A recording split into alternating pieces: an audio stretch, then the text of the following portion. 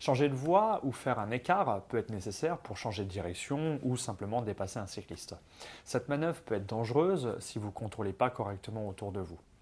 Avant de changer de voie, vous devez vous assurer que vous ne risquez pas de gêner un autre conducteur. Pour ça, vous devez contrôler la voie que vous voulez prendre. Mais contrôler où et quoi?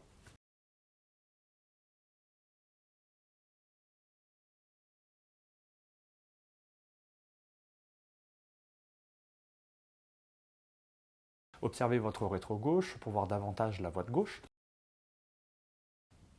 Dernier contrôle, l'angle mort. En effet, vos rétroviseurs ne vous permettent pas de voir ce qui se trouve à côté de vous.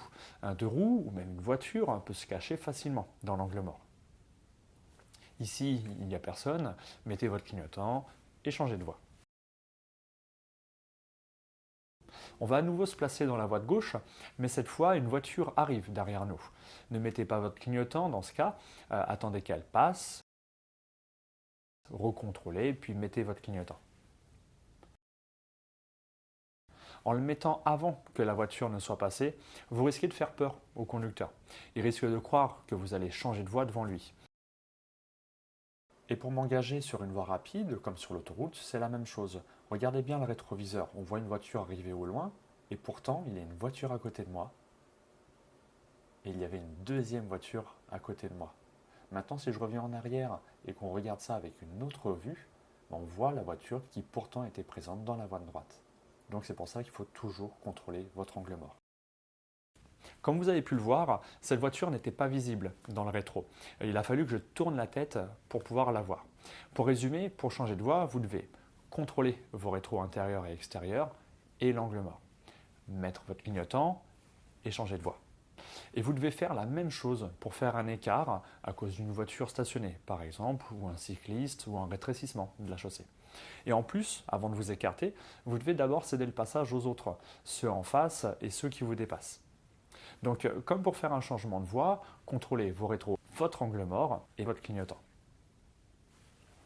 Avant de franchir une voie réservée, comme les bandes cyclables ou les voies de bus, vous allez devoir d'abord céder le passage aux cyclistes et aux bus. Et pour ça, vous allez devoir faire la même chose que pour changer de voie, c'est-à-dire contrôler les rétros intérieurs, extérieurs et l'angle mort, puis mettre le clignotant. Nous voici ici sur un boulevard où l'on peut voir une voie de bus et une piste cyclable sur la droite. Pour tourner à droite, je contrôle mon rétro intérieur pour surveiller le conducteur derrière moi, puis mon rétro droit et mon angle mort. Il n'y a personne, donc je peux y aller. Ici, la voie de bus est sur ma gauche et je peux même voir les rails d'un tramway. En arrivant sur ce feu, mon rétro gauche ne me permet pas de voir ce qu'il y a sur le côté. Je suis obligé de tourner la tête pour vérifier qu'il n'y ait pas de bus ou de tramway. Je veux tourner à droite et il y a une bande cyclable, donc je dois laisser passer les deux roues avant de tourner. Pour l'instant, il n'y a personne, mais même si j'ai déjà contrôlé quelques secondes auparavant, je recontrôle à nouveau juste avant de tourner.